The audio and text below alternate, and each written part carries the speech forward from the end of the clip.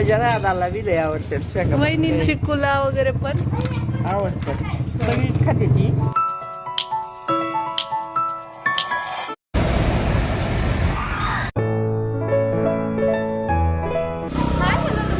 आपल्या चॅनलवरच्या अजून एका नवीन ब्लॉगमध्ये मी वर्षा तुमचं अगदी मनापासून स्वागत करते.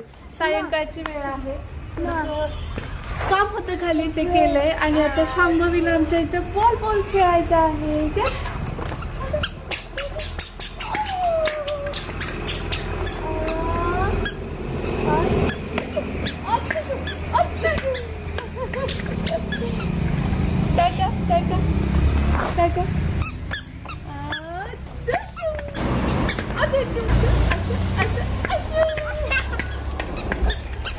आणि अंगण असल्याचा हा फायदा असतो बरं का. अंगणात मुलांना मस्त असं खेळायला मिळतं. तिथे मात्र आवर्जून कोल्हापूरमध्ये खूप जावं लागतं गार्डनमध्ये. हो की नाही बाबू? बघा आम्ही इथे आलो होतो ना, त्यावेळी आमच्या अंगणातली परसबाग मी तुम्हाला दाखवली होती आणि तेव्हा पण चिकू वगैरे लागलेले होते. आता ते पिकतायत. आणि दुसरी गोष्ट म्हणजे जांभळ असं बाहेरून बघितलं ना तर या झाडाला काहीच नाही असं वाटतं, पण तुम्हाला एक जादू दाखवते.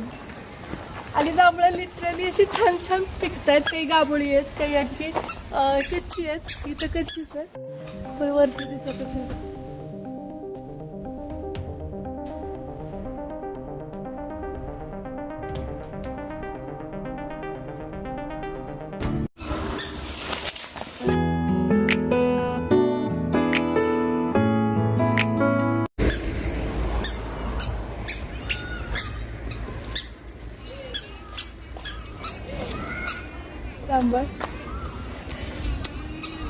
हा गावरान मेवा ना फक्त गावाकडेच अनुभवायला मिळतो. मस्त असं सायंकाळची वेळ चहाचा घमघमाट येतोय. इकडे जांभळं वगैरे काढले रिसीव झालेलं आहे. आगारो प्रायमो डिजिटल टायर इन्फ्लेटर आहे. हे कोणकोणते अटॅचमेंट आहेत हे आपण बघूया. हे आहे Agaro Primo high power digital tyre inflator. तसं तर हे पोर्टेबल असून max pressure up to 150 PSI आहे आणि हो 120 वॅटची पॉवरफुल मोटर असून 2 वर्षाच्या वॉरंटीसह आपल्याला हे रिसीव्ह होतं. चला आता अनबॉक्सिंग करूया. याच्यामध्ये ही छान क्वालिटीची कॅरी बॅग आपल्याला मिळते. त्याबरोबरच हे आहे याचं मेन युनिट आणि युजर मॅन्युअल सुद्धा दिलेलं आहे. यामध्येच एक फ्यूज आणि 3 ॲडिशनल नोझल आपल्याला रिसीव्ह होतात. मेन प्रोडक्ट जे आहे ते काहीसं असं दिसतं. याच्यावरती हे ऑन ऑफचं बटन आहे, ज्यामुळे आपण पॉवर सप्लाय ऑन ऑफ करू शकतो. ते सलग 4 आपल्याला बटन मिळतात, ज्यामध्ये स्पीड कमी जास्त आणि बाकी सगळे कसं वापरायचं ते सुद्धा बघणार आहोत. त्यासोबतच अंधारात वापरण्याकरिता इथे लाईटची सोय सुद्धा त्यांनी याच्यावर केलेली आहे. हे आहे याचं केबल, जे की 4 मीटर लांब आहे. तर याचा यूज ऍक्च्युली कसा करायचा हे आपण विथ डेमो पुढे बघणार आहोत. आता याच्या बॅक साईडला पोर्टेबल पद्धतीने वायर पॅक केलेली आहे. तुम्ही हे पाहू शकता. इथून आपण टायरचं इन्फ्लेशन करू शकतो. या इथं तुम्हाला स्मार्ट लॉकिंग सिस्टम सोबत मेटलिक नोझल सुद्धा मिळतं. याची क्वालिटी पर्सनली मला तरी खूप जास्त आवडलेली आहे. याच्यासोबत दिलेलं युजर मॅन्युअल वाचून तुम्ही हे खूप सहजरित्या वापरू शकता. तरी सुद्धा मी विथ डेमो तुम्हाला आता दाखवते हे कसं वापरायचं ते. सगळ्यात अगोदर कारला जे इग्निशन आहे, कारला आपल्याला ऑन करावं लागेल. तर कारमध्ये जे 12V प्लग आहे तिथे आपल्याला हे cigarette light simply plug in करायचंय.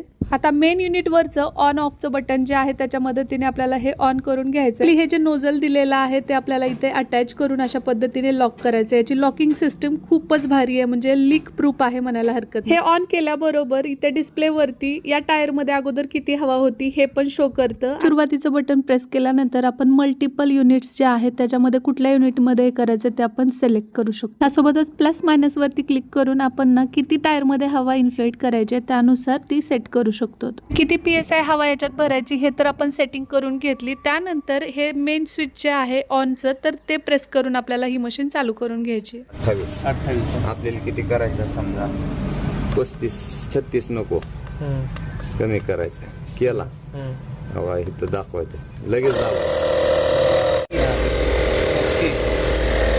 बेस्ट थिंग ही आहे की याच्यामध्ये ऑटो शट ऑफचं फंक्शन आहे. म्हणजे जर तुम्ही 35 हवा सेट केलेली आहे तर तेवढी भरून झाल्यानंतर ऑटोमॅटिकली ते मशीन स्टॉप होतं. हे वाला जे बटन प्रेस केलं ना की आपल्याला हाय बीम इमर्जन्सी लाईटचं ऑप्शन प्रोव्हाइड केलं जातं, ज्यामुळे आपल्याला क्लिअर व्ह्यू दिसतो रात्रीच्या वेळी सुद्धा. समजा आडरानामध्ये रात्रीच्या वेळी तुमच्या टायरची हवा पूर्ण गेली आहे, टायर फ्लॅट झाले तरी सुद्धा या SOS लाईटचा यूज करून तुम्ही ना फक्त 3 मिनिटामध्ये अगदी क्विकली हवा भरू शकता. आणि याच्या केबलची लेंथ एवढी जास्त आहे की तुमच्या कारची चारी टायर आहेत ना तर तिथपर्यंत हे इझिली पोहोचते. मल्टिपल नोझल आपल्याला रिसीव्ह होतात, ज्याच्या मदतीने ना आपण आपला फुटबॉल आहे किंवा मग स्विमिंग ट्यूब आहे त्याच्यामध्ये सुद्धा हवा भरू शकतो.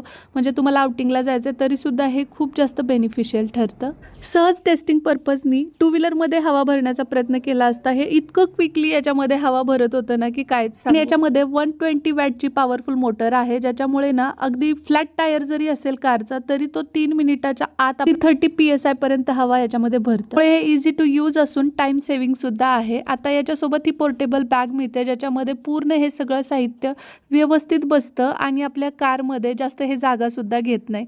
हे जे काही नोझल्स आहेत तर ते तुम्ही तुमच्या सोयीनुसार प्रत्येक वेळी वेगवेगळ्या कारणासाठी यूज करू शकता. इकडे जर कार असेल तर हे प्रोडक्ट तुमच्याकडे असायलाच हवं. लिंक डिस्क्रिप्शन बॉक्समध्ये देते, तिथून तुम्ही परचेस करू शकता. अडचणीच्या वेळी खूप मस्त साधन आहे. कुठेही अडचण आली, हवा कमी झाली, गाडीच्या चार्जिंगवर हवा मारून पुढे निघून जाता येतं. टायर बसलंय म्हणून त्याच ठिकाणी थांबायची गरज नाही.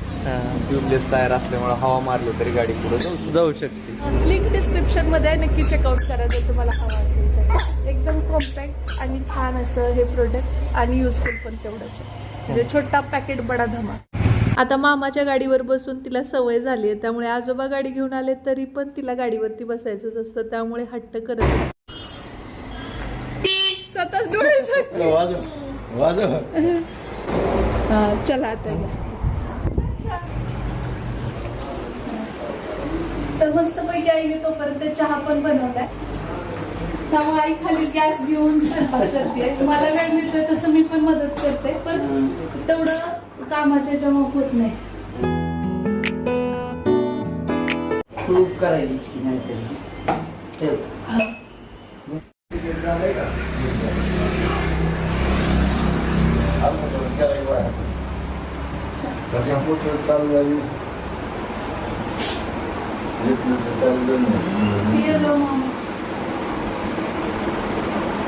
ना हे रोडचं काम चाललेलं आहे आणि इथं तुम्हाला दिसत असेल तर हे आमच्या खिडकीतून किंवा या गॅलरीतून दिसणारं हे झाड हे पण तोडलं जाते, कारण की ते रोड बनवायच्या मध्ये येते. रोड रुंदीकरण चाललेलं आहे, त्यामुळे ना ते कट करतायत आणि पाहू शकता किती मोठं झाड आहे, पण काही ऑप्शन नाही आहे, कारण की लोकांची गैरसोय पण खूप होते. रोड अरुंद असल्यामुळे ना बरेच ॲक्सिडेंट्स वगैरे होत आहेत, परंतु ही छोटी मुलं वगैरे त्यांच्या सगळ्यांच्या भावना या झाडाशी जोडल्या गेल्यात, कारण वर्षानुवर्ष ती पाहत आली आहेत आणि एवढी मोठी झाडं बनायला खरं तर खूप वेळ लागतो, पण पर्याय नाही आता, कारण की हे पण चांगल्या कामासाठीच करतायत, ॲक्सिडेंट्स कमी व्हावे म्हणूनच.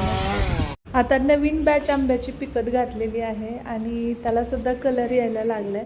इकडे शांभव विभाग काय करते, जिकडे पाचटात वगैरे आंबे पिकत घातलेत ना तर ती पाचट खेळायला हवी आहे तिला. ते आंबे खायचे नाही आहेत पण पाचट हवी आहे. आमच्याकडे ना शक्यतो पाचटामध्येच आंबे पिकत घालतात. तुमच्याकडे कसे घालतात ते सांगायला शेजाचे आंबे म्हणतात आणि पाड लागलेला असतो ते पाडाचे आंबे. वेगवेगळे केमिकल वापरून फळं पिकवली जातात, त्या जगामध्येच आज असे ऑर्गॅनिक आंबे खायला मिळतात. हेच मोठं भाग्य म्हणायचं. तुमचं याविषयीचं मत नक्की सांगा. आणि आता रात्रीच्या वेळी ना चना चाट बनवलं होतं सगळ्यांसाठीच. मग काय चाललंय आई? पापुड्या भाजते तिकडं मस्त आर पडलाय आणि मग चव सांगायची. आणि कशाची पापुडी आहे? ज्वारीची. आता बऱ्याच जणी म्हणतात की ज्वारीच्या पापड्या कशा काय ते ज्वारी पाण्यातून काढायची, भिजू घालून सडायची, पुन्हा पाकडायची, पुन्हा भिजू घालायची आणि पुन्हा भिजू घालून सावलीला वाळू घालायची, काढून उपसून, आणि पुन्हा दळून आणायची आणि मग ती पीठ चाळायचं, मोडायचं, आणि मग त्याच्या दुसऱ्या दिवशी पापुड्या होतात की अशा छान.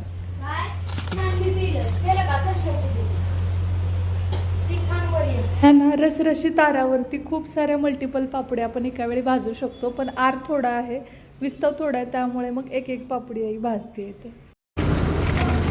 मग खाऊन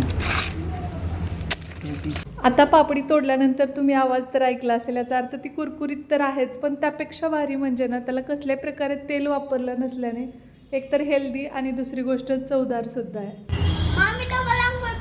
सुट्ट्यांमध्ये मामाच्या गावला आल्यापासून हे नेहमीच आहे की कुणा पण एकाची तिघापैकी आंघोळ राहिलेली असेल तर तिघांनी मिळून एकत्र आंघोळ करायची.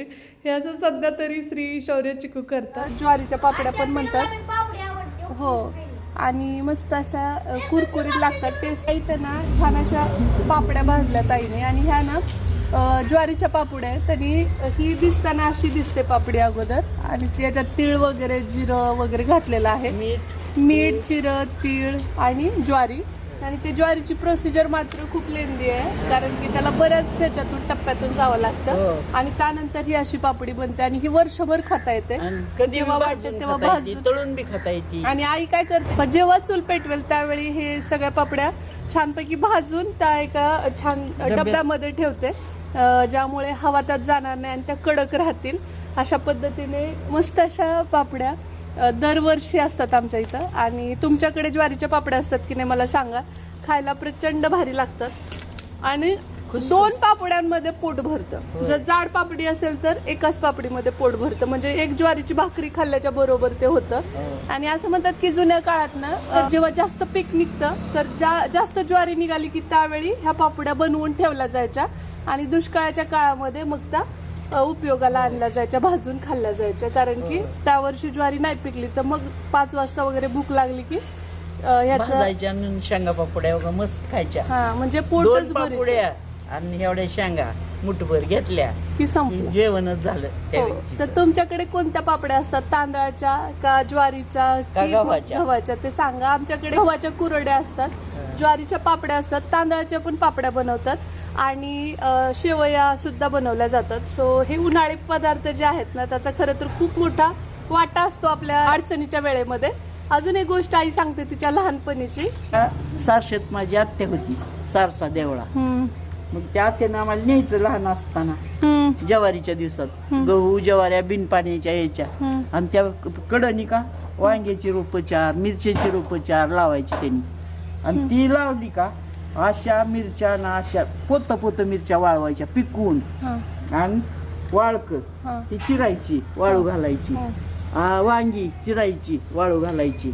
गवारीच्या शेंगा चिरायच्या वाळू घालायच्या आणि ती उन्हाळ्याचं पुन्हा त्याच्या भाज्या जेव्हा भाज्या नसतात त्यावेळी त्या भाज्या करायच्या. इतक्या टेस्टी लागायच्या म्हणून तीच किती बी खाव्या वाटाव्या. आणि तेल लय लागत आहे म्हणून पळपुटावर कपडा घ्यायचा त्या कपड्यावर चपाती लाटायची आणि ती चपाती तव्यावर टाकली का इतकी मस्त राहायची. त्याला पीठ बी लागायचं नाही आणि चव बी खायला लागायची. अशी म्हणजे मागाली माणसं बचत करणारी होती. त्याच्यामुळं पुरत होतं टिकत होतं ताकदी होत्या. तसलं खाऊन सुद्धा माणसाले आरोग्य लय चांगलं होतं लोकांचं तेव्हा. आता बघा कशी आहे ती माणसं कसं आरोग्य आहे ती. चला कसा वाटला व्हिडिओ ते सांगा. होप तुम्हाला आवडला असेल तर व्हिडिओला लाईक करा, शेअर करा आणि सबस्क्राईब करायला अजिबात विसरू नका. चला भेटूया आपण लवकरच उद्याच्याच नवीन ब्लॉग सोबत. तोपर्यंत जय हिंद, जय महाराष्ट्र, जय जिजाऊ, जय शिवराय.